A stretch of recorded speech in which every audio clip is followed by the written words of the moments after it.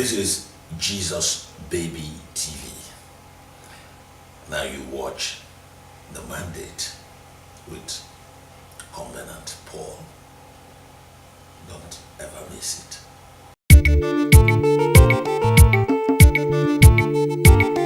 Hello viewers, you're welcome to your favorite program, The Mandate. I remain your regular anchor, Covenant Paul. With me here, I have a special guest who will be telling us more about Soul Tie. But before that, we're going on a short break. Can you please introduce yourself to us? Yes, my name is Titi Temple. I'm a Nigerian and Hollywood actor. So what can you tell us about Soul Tie? Okay. Soul tie is when somebody's soul or somebody's mind and soul is tied to a person he loves, and then unfortunately he or she didn't get married to that same person. You see, when you love somebody for real, so to say, and you maybe she's your fiancé or you've been friends and you've been thinking about getting married. In fact, he's the best person that you love so dearly. He's doing the right thing. He has the values that you are looking for as a man or as a woman, because those are the things you look for when you want to get involved in marriages and things like that. Does that person does he have the values that you want in a man? Does she have the values that you want in a woman? So if she has those things and you're able to cope and you love each other so dearly, and eventually you don't get married to each other, maybe because of one thing or the other, and then you happen to go get married to the person you don't really love, but because of circumstances, you had to go into such a marriage. You find out that as you are in that union, you've gotten wedded and all that, may even have children, but you find out that you are not really flowing with this particular man or this particular woman, and then you continue to remember or get yourself attached to that man or woman that has that values and that you really love, but you didn't get married to the person. So that's what you call soul tie, and then it becomes it becomes difficult for you to stay where you are, since you always be thinking about that person. And I tell you, if circumstances happens that you get closer to the person again, a whole lot of things may start happening. So it is better you make sure and pray, ask God for His grace so that you'll be able to do the right thing and marry the person you love properly and that has those values that you want in a man or woman or in marriage. So that's soul tie. Okay, do you have this experience of Soul Tie? Okay, you mean personally? Okay. Yeah. No, I don't think I have it. I don't have it. I married the person that I love and the person I've always wanted to marry, and it was from I won't say childhood, but at that period, when people live together in communities and you go out with the person and the person even looks as if she's your sister and all that, and gradually from school and all that, and everybody knew you with her, everybody knew her with you.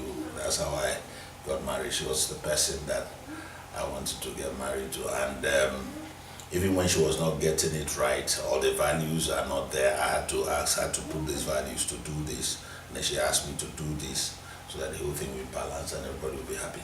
Because I think marriage is obedience, so to say.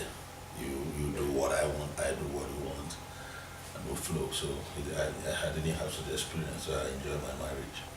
Will you force your son or daughter to marry who they don't love? No, I don't think so. I don't think so. This is a modern time. The guys are independent. The children now are very independent. People want to do what they do. When in our time, your parents will say, I want you to read law. This one will say, I want you to read medicine. and people want to obey, the children want to flow. But these days, people want to do whatever they like. Children are going into music without looking back. Playing football. Nowadays, when you play football, your parents will flog you. But now, parents are saying, "Come, okay, why are you not playing football?" Because they know the value of football. You understand? Why? Look at P Square. Look at some of them. You don't even know whether they went to school again or not. The Two-Face, Idibia, and all that.